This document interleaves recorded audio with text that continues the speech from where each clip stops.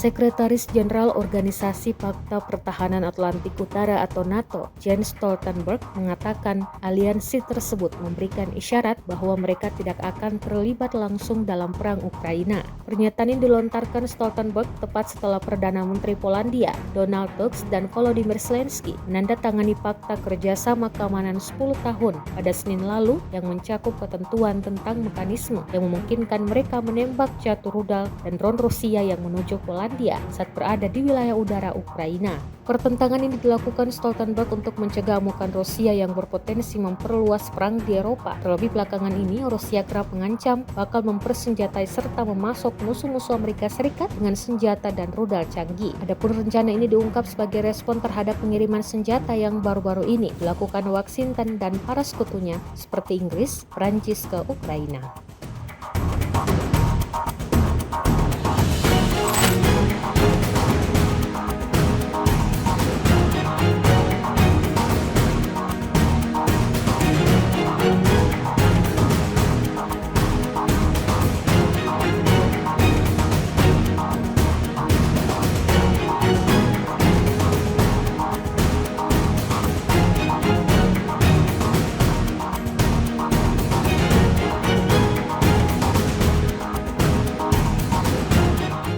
Download Tribun X sekarang, menghadirkan lokal menjadi Indonesia.